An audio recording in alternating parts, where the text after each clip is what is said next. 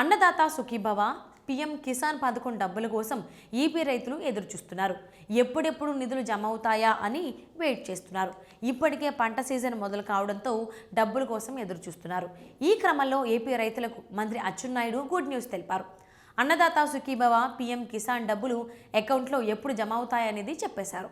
ఫిబ్రవరిలో రైతుల అకౌంట్లో నిధులు జమ చేయనున్నట్లు స్పష్టం చేశారు. ఫిబ్రవరి నెలలో 6,000 రూపాయలు రైతుల అకౌంట్లో జమ చేయనున్నట్లు ప్రకటించారు. ఇప్పటికే 2 విడతల్లో రైతుల ఖాతాల్లో 14,000 రూపాయల చొప్పున జమ చేసినట్లు అచ్చెన్నాయుడు తెలిపారు. కడప, కర్నూలు ఉమ్మడి జిల్లాల్లో పంట నష్టపోయిన రైతులకు నష్టపరిహారం డబ్బులు జమ చేసినట్లు మంత్రి అచ్చెన్నాయుడు స్పష్టం చేశారు.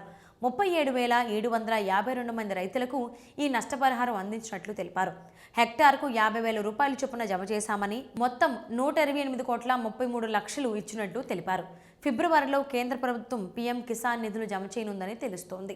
ఆ నిధులతో పాటే ఏపీ ప్రభుత్వం అన్నదాత సుఖీభవ నిధులు జమ చేయనుంది.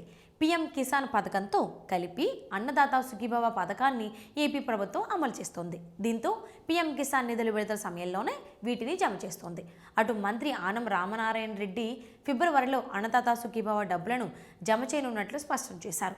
దీంతో ఫిబ్రవరిలో ఖాతాల్లోకి నిధులు విడుదల చేసే అవకాశం ఉండటంతో రైతులు ఆనందం వ్యక్తం చేశారు. తమ పెట్టుబడి కోసం డబ్బులు అందుతాయని హర్షం వ్యక్తం చేశారు. కాగా అన్నదాత సుఖీభవ పథకం తరపున ఏడాదికి 20,000 రూపాయల చొప్పున రాష్ట్ర ప్రభుత్వం అందిస్తోంది. వీటిని 3 విడతలుగా ఇస్తోంది.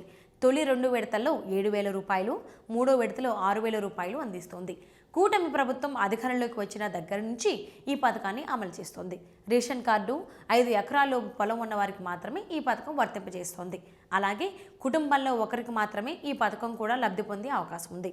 గ్రామ సచివాలయాల ద్వారా ఈ పథకానికి రైతులు దరఖాస్తు చేసుకోవచ్చు. అలాగే దరఖాస్తు స్టేటస్ను అన్నదాత సుఖీభవ వెబ్సైట్ ద్వారా తెలుసుకోవచ్చు.